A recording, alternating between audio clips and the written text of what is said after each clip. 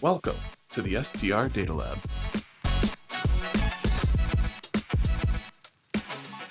Hello and welcome to the latest edition of the STR Data Lab. I'm Jamie Lane, Chief Economist of AirDNA, and I'm here today with a guest, Nils Mattisson, CEO and co-founder of Minut.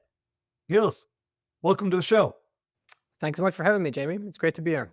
So Nils, really exciting to have you on. It's not very often that we get tech providers on the show. Typically, it's more hosts or property managers, but I am excited to get to talk with you on what you guys have built, the data that you guys have, because I assume you guys are just a massive inflow of data of what's happening in the short-term rental industry, both on the guest, host, property manager side.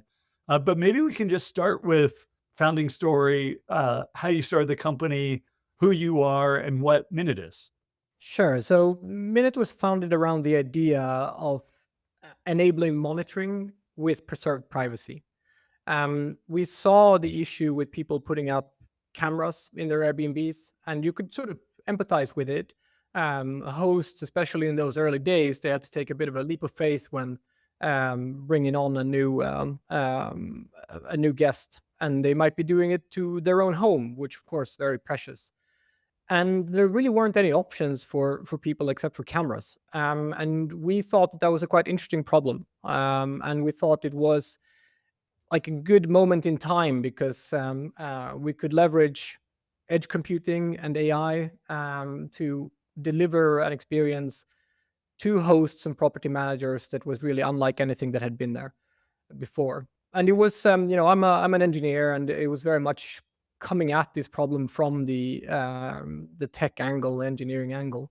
And I think one of the things that have been the most surprising to us is really like how applicable to many different scenarios this type of technology is. So if you just sum it down, what we do at Minut is we help hosts be better neighbors. We help them monitor their guests while preserving guest privacy.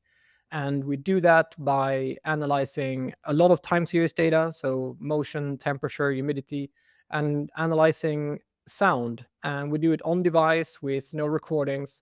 That allows us to see if a guest might be throwing a party.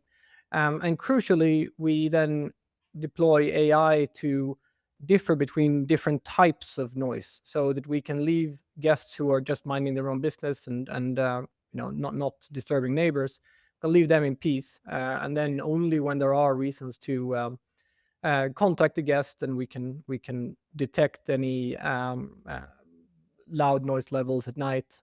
We can contact the guest directly and help them self-regulate, or we can contact the host who can deal with the issue.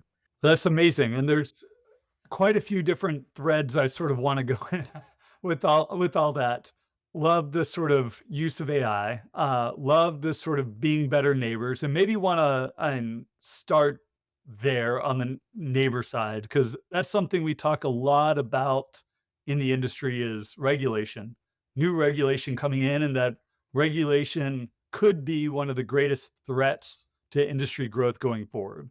And I've actually seen examples of cities, counties, larger areas that sort of implement regulation where someone has to start using noise monitoring devices so that the data can be tracked. It can be uploaded to the city if it needs to, that and really get a sense of how many issues actually are out there. What have you guys seen in terms of the use of devices like Minut and really helping the conversation on regulation? Yeah, so if we back up a little bit and think about, why is there a conversation around regulation, and why is this something that is happening worldwide and is a trend? If you survey sort of the people in general and the community, the places where there is a lot of short-term rentals, unfortunately, oftentimes there is also a lot of resistance to it.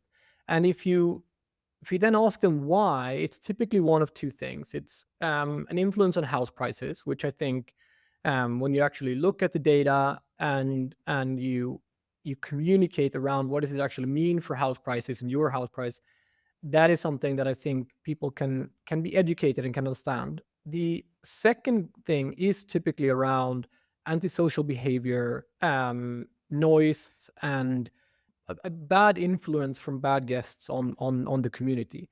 And I think i- the the real risk with regulation is that communities get upset and they take these things to their politicians, and the politicians who might not have very many options here, they can come in very heavy-handed and enact regulation that only, for example, allows 90 days of renting per year, which makes it very, very difficult for a semi-professional host or even someone with a second home. And I think that's the risk. And the way to sort of counteract that risk is for us as an industry and us as a community to come together and try to solve these issues before there is heavy-handed regulation in place, which can hurt the local economy and, of course, the business as a whole. And house prices is not my cup of tea. I know you guys are more up that street, but I do think that noise and antisocial behavior is a very solvable issue, because most of the time, when we are guests, in travel, we might be in the wrong time zone, or we might be on vacation, but we might not always think about the neighbor next to us who, might have to get up to work the next day, or we might not realize like how close the apartments actually are. And so we have seen, when we have worked closely with city governments, particularly in California and Nevada, that by installing Minut and having this automated connection to the guest when there is a violation of noise policies, that the number of complaints actually go down by almost 90%. And so why reach for heavy-handed regulation with a lot of unintended consequences when you can solve the problem with technology? And so that's our point of view. And we like to engage with the communities, we like to engage with cities, and we like to engage with sort of all of the stakeholders that you need to have a good collaboration with in order to provide a good experience to communities we're working in, to the guests, and of course the immediate neighbors. So that's sort of how we look at regulation. We have not taken an approach of sort of recommending like a specific way to go about it, because I think there is a lot of diversity in the communities that you see short-term rentals in, and you need to have a bit of respect for sort of the local culture and the local circumstances. So I don't think there is like a one-size-fits-all scenario here, but I do think as part of the industry becoming more mature and there being a lot of different regulation in different places, I think the industry should adopt some sort of opinion about what is good regulation and what is bad regulation, and then work with the communities to enact those. And I think we have enough data now from places across the US and Europe, that we know that some things can be quite harmful. For example, the what I mentioned on the limitation on the number of nights, and some things can be quite successful, like the noise monitoring mandates in some places in America. Yeah, and I love that, of like when someone's meeting with their local representatives, of being able to like, all right, let's just run through what are your objections. And like house prices, like, yeah, we've got a lot of research that and sort of disproves that notion. And if it's parties, if it's noise, we've got technology solutions that can actually help alleviate those concerns and make sure the right people are notified, to make sure that it's not and doesn't have negative consequences on the local community. What are the biggest sort of objections you guys hear, whether it's from guests or hosts or property managers, of why they don't want to implement noise monitoring devices in their properties? And what do you guys sort of do to counteract those objections? So historically, the objection has been around privacy. And we recently did a large survey, both with guests and property managers. And, apart from seeing that it is like a quite big issue, with 1 out of 4 property managers at some point having to have call the police due to excessive noise. But the objections from the property managers is typically that they, even though they themselves understand that this is privacy safe and that there is no sort of personal data that is being picked up that can be tied to a specific guest, about 43% of them assume that the guests will have an issue with it. However, when you ask the guests, we see that 92% understand that there is no record of speech, and of course, almost everyone understands that there is no video. And so I think there is a discrepancy there where the property managers in general are more concerned than the average guest. And I think bridging that gap we can do with more education and probably like exposing more of the data to all of the stakeholders. I'm a big believer in putting this up front on the listings, explaining how it works, and then even considering giving the guest the same access as the host have. You're looking at the same truth, and I think most people are good people. They want to behave well, and you can even give people that sort of peace of mind that they are in fact good neighbors. And I think that goes for both the host and the guest. That's interesting. So as you were talking, and I was sort of thinking of two things. One, your sort of history at Apple, and if you want to explain that, I'd love to hear it.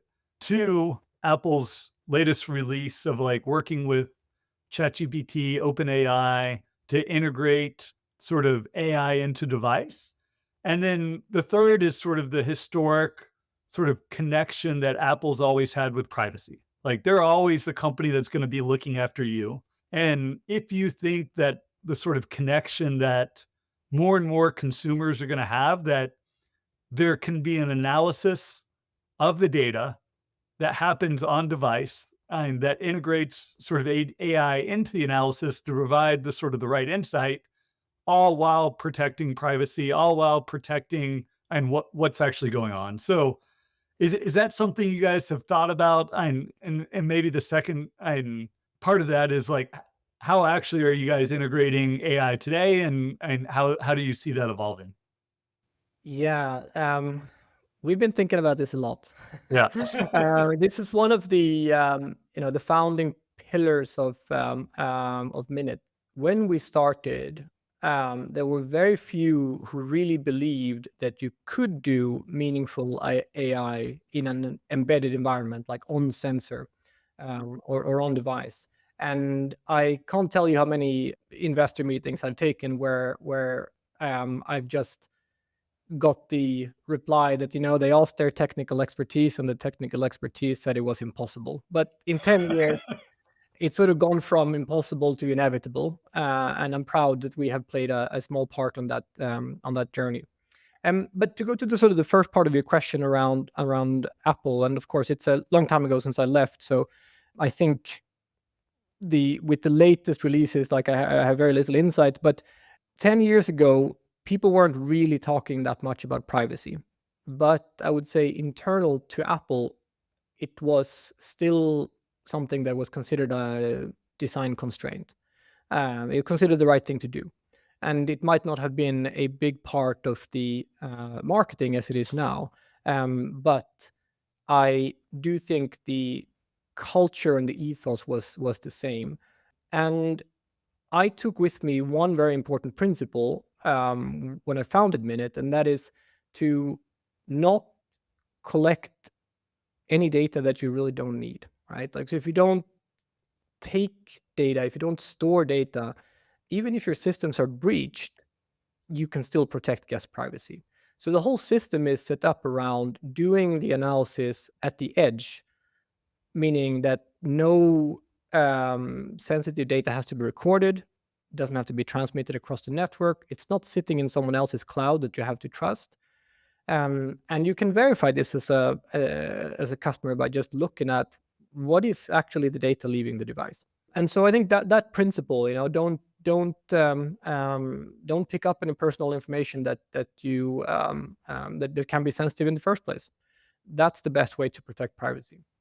And then in terms of like what Minut has done specifically, we've used AI since the beginning of the company. And the main use case has been to differ between different types of noise, right? So when you have a guest or a hospitality situation and you see that there's a loud noise at night, you don't want that to be a thunderstorm and call the guest and say, hey, you guys got to keep it down. Yeah. And so there is a lot that goes into actually understanding what noise is okay noise and what noise is not okay noise.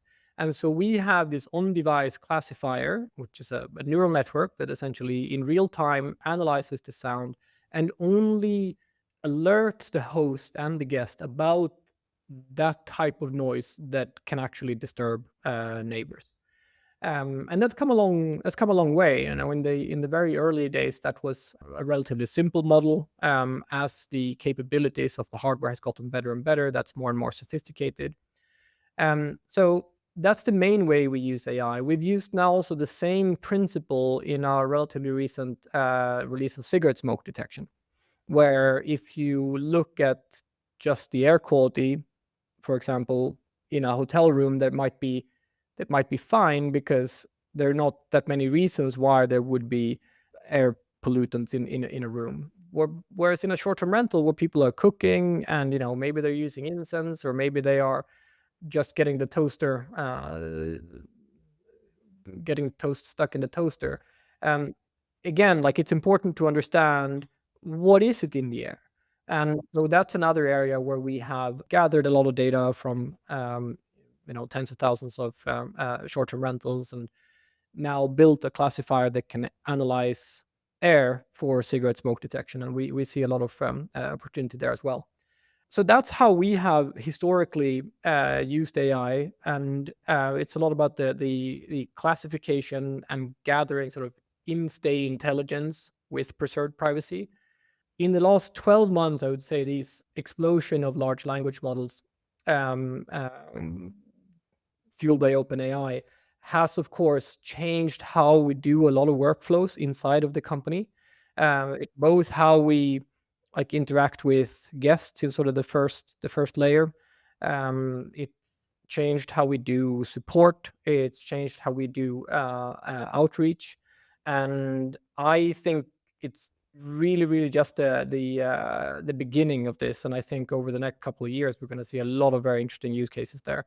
What they will all have in common, though, is that if you have a better understanding of what's going on in your hospitality business, that data can then be used to trigger a lot of different workflows. And those workflows can be a lot more powerful when you have large language models as part of that implementation. So I think we're very well positioned, if I may say that as the founder, to get even more value out of the data that we were already getting. Yeah, so two questions there. One, are you guys training your own models and on both noise and smoke, or is there like off-the-shelf models that you guys can sort of get on classification? No, when we started, there was nothing off the shelf, and because we want to do everything on device, we can't really use these, pre-trained models that you can get from other places. So when it comes to noise, we have almost a decade of data now, where we have annotated a lot of different types of sound, and we continuously train our own models and build our own classifiers, and it's sounds that are like specifically important in the short-term rental industry and in property management in general. So things like glass break versus emptying the dishwasher, those might not be found in your sort of typical off-the-shelf models. So that's something that we do. And then on the air quality side, as far as I know, I don't think there are sort of pre-trained models that you can do for that either. So we've worked with universities who have like big aerosol laboratories, where we have basically built our own data sets, and then we use those for training. And then, of course, we use data from the field. We don't have the raw data, which makes it a bit challenging. But we use all of the input from when hosts tells us that we got something right or wrong, and feed that back into the model and continuously retrain the data and make it better. That's great. And sounds like a lot of fun. I assume that you guys just had a warehouse of people breaking glasses and unloading dishwashers and recording sounds. On the sort of workflow side, and is that software that you guys provide, or are there partners you guys work with? Because I imagine there's a lot of nuance to sound, what time that sound is happening, like on who gets notified, and sort of, and especially when you scale to large property managers where they've got hundreds, if not thousands of listings with tens of thousands of guests and so many noises happening on any given moment, like of what that workflow looks like to make sure the right people get notified at the right time and actions can be taken to protect property, protect guests, and protect everyone that needs to get protected. Yeah, that's a good question, and of course the workflows look very different depending on the customer type. And we serve both, some of the world's largest real estate companies, and we serve individual Airbnb hosts and everyone in between. And with our really large customers, we have an open API, and they're typically connected to their own ERP systems, and they are very sophisticated when it comes to setting up their own workflows. And how we have worked to support our largest customers is often sort of understand, what are the problems that you're solving here? Is it reducing energy? Is it improving hospitality? And then what we've been able to do over the years is to learn from some of those really large customers, and then develop solutions that are a little bit less custom that our smaller customers can use. So there is this propagation of technology, I would say, from the very sophisticated operators that eventually comes down to the smaller ones. But we're part of a large ecosystem of many different types of software and workflows, and we do everything we can to make sure that things operate well together. I think when you take, for example, your data from a PMS and your data from Minut, and you put those two together, both gets better. And we connect with, I don't know, 30, 40 different PMS systems. And depending on the PMS, like we can help trigger workflows on the PMS side. And likewise, we can do the same on the Minut side. And that allows us to, know the difference between motion in an apartment to first motion after someone checks in, right? And those things are very different. One is very hard to have some action on. The other is a perfect trigger for a welcome message, reminding them about the Wi-Fi password, whatever it is. They can really elevate the experience for the guest. And then, like, there are also a lot of operational software, and because we have our APIs so open, like, it's very easy to connect it to many different softwares. But of course, the basic or much of the functionality is in our own dashboard, but we are also very open and want to make sure that we put the customer first, and it's their data at the end of the day. They should decide how and where to use it. That all makes sense. So when Airbnb had their camera ban, now a few months ago, we spent a lot of time, and whenever Airbnb does a sort of change in policy of like, what are the downstream implications going to be? And like our initial thought, and see if this, and you confirm it to be true, was this is actually a great thing for the noise monitoring companies, because if someone had that sort of inherent fear of operating a short-term rental and not being able to monitor what's going on inside the property, that they're having to do it with the camera, that if Airbnb banned cameras, then a device that could monitor and sort of notify people without using camera, that would end up being a net positive. So was that a net positive for you guys? Of course. I mean, it's something we've been advocating for a very long time. I think it's one of those changes that was maybe a little bit overdue, if I may.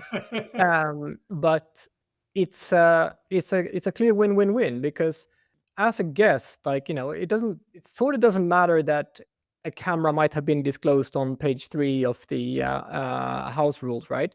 We don't want them there. Like, as guests, we would not be okay with it. And I think we shouldn't be like exposing our guests to things that we wouldn't accept ourselves. So I think most conscientious property managers and professional property managers would have removed the cameras a long time ago anyway. As a community, I think it's better if we are a little bit ahead of where where people's opinions are. And when this came out, I think a lot of people already assumed that it was in place. And I think it would have been a lot more bold if it would have been many years prior, when newer type of sensor technology that could protect privacy was not as accepted already. So um, of course it's a good thing, but I think there's more to do. I think guest safety as a larger category of things, there is definitely more work before you can expect the same level of safety in an average short-term rental as you would in a hotel room. And I don't see why it should be behind. There is so much good tech out there today that there is no reason why there shouldn't be a self-tested and guaranteed working smoke detector in the bedroom. And there should be a bit more safeguards, I think, for guests, so that we, as a community, can really like elevate the actual guest safety to the level that guests, I think, already expect it's at. How does this relate to, or how does it differ from when Airbnb instituted their party ban? And in some ways it seemed kind of similar, but I imagine for you guys, they were sort of implemented and had differing impacts. Yeah, of course, they were done in very different times. So the party ban came in the aftermath of the pandemic, when a lot of people who wanted to go to a party really didn't have any outlet for that. Bars were closed, and it was a difficult time for everyone.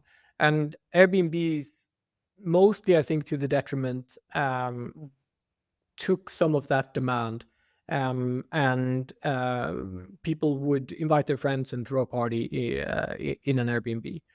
It was an interesting time for the industry, because, and maybe not just for the industry, but the world as a whole, because it seemed like there was so much money around, prices were going up, there was a lot of demand, and even if sort of people weren't traveling, I think comparatively speaking, short-term rentals did really well, because you could often drive there and they could sort of draw demand from the local cities.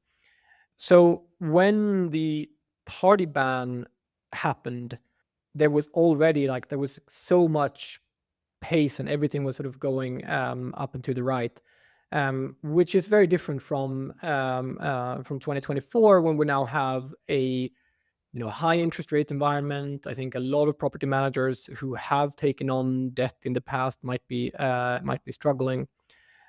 This change of policy, I think, is not so reactive, right? Like, we had a very, very clear problem after the pandemic, or in the pandemic, and now this came quite late, and I think there was an expectation already that cameras wouldn't have been allowed. So, in terms of like our, how much did it affect Minut, I think the larger trend is already so much in our favor that these things, like, they speed things up for a couple of months, but really, like, it's a bit hard to know what the actual impact of it is. So maybe going back then, and you guys have all this data, I assume you're tracking it on a time series basis. Like, is noise becoming less of an issue? Is it becoming more of an issue? Like, what are you seeing in the data, like, of whether it's number of events per listing, number of however you guys track it? Like, is it something to worry more about as the industry evolves? I think circumstances change, but people don't really change. And I think noise is sort of part of human behavior. Like there's a lot to be like.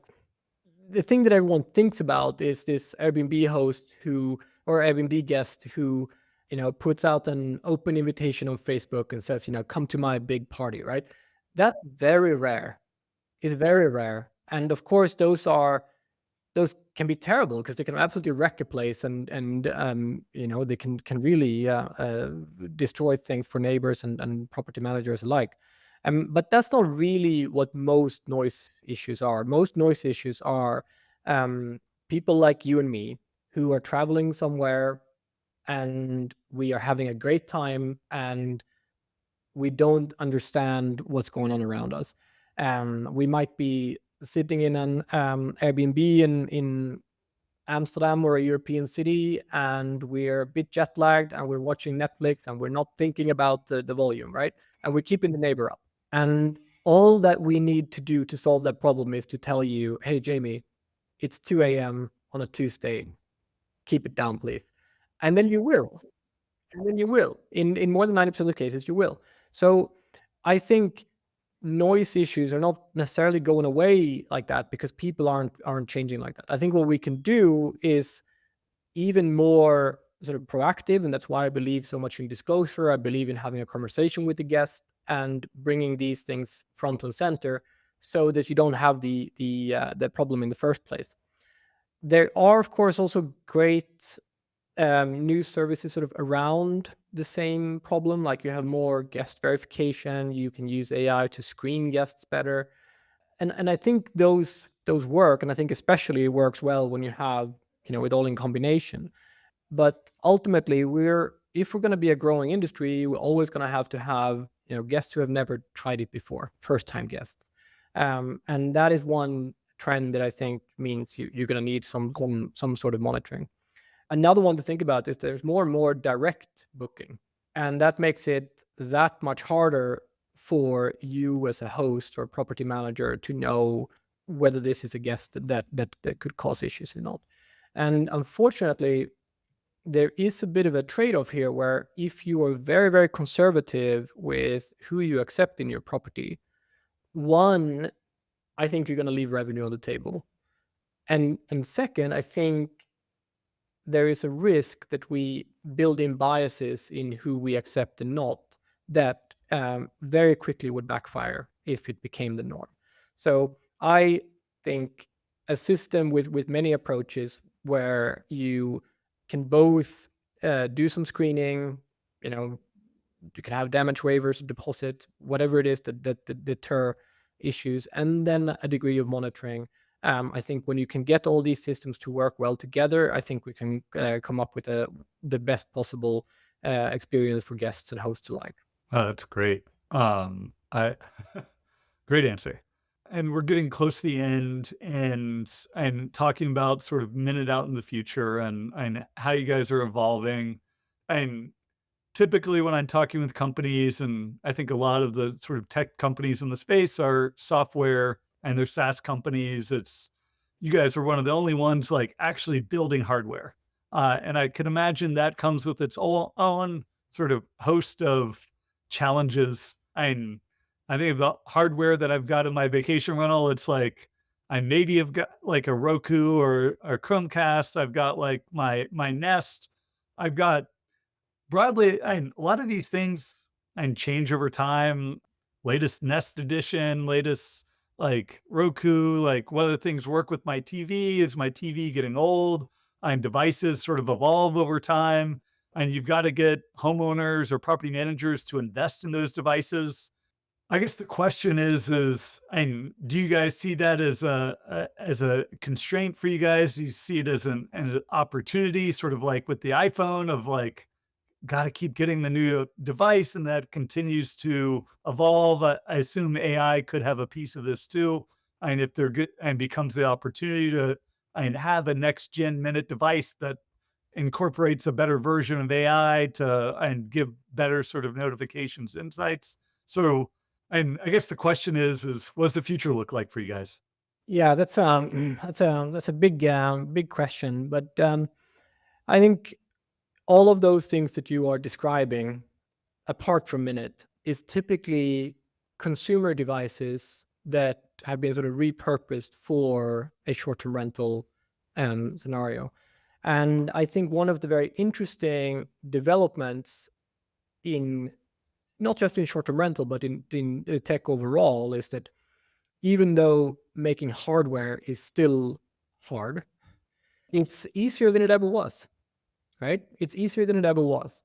And what that means is you are seeing more and more of these companies like Minut, who has the ability to develop hardware for a specific industry, and not just taking a consumer product and then trying to make it work or hacking it together, and it doesn't really scale. And I think that's very interesting, and I think it's very interesting, especially like in the context of AI, because AI is fantastic when it has great data to work from. But where does the data come from? And so if you don't have the hardware, if you don't have the sensors, like how do you trigger the right workflows? How do you provide the AI with the context that it needs in order to get the full value of the system? So I think Minut is a pioneer, and I think we're going to see a lot more companies like us. And maybe there will be one that replaces some of the companies that you're mentioning, and maybe that company will be Minut as well. Maybe this is not the end of it for us. So that's probably like the question around like what's next, the future. Like the last couple years have been so exciting. There's so many opportunities everywhere that the challenge really is to come up with the right focus and figure out what are the most important things to work on, so that we don't dilute the value of the brand, and that we don't spread ourselves too thin. And I think that comes from like really focusing on the customer and seeing what else we can do for them, rather than trying to be too broad. On the question of the smart home things as well, like I don't think these things work very well together still. I still think there is a lot we can do in terms of making your, why isn't your TV working more like a TV in a hotel room, in terms of like giving the guest the opportunity to interact with the recommendations that you have, or the guest book that you have.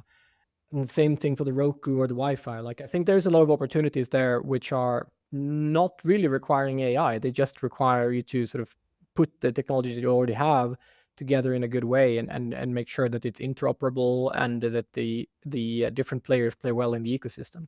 That makes sense, and really excited to see where you guys go. So final question, where can people find you? Where can people find more about Minut? Yeah, the easiest thing is, of course, to go to our website. It's minut.com. And if you want to email me directly, I'm nils@minut.com. Yeah, I think that's the easiest way. Of course, like we're on social media. You can find us on LinkedIn and Facebook, etc. But the good old-fashioned email goes a long way. Awesome. Thanks, Nils. Thanks, Jamie, for having me.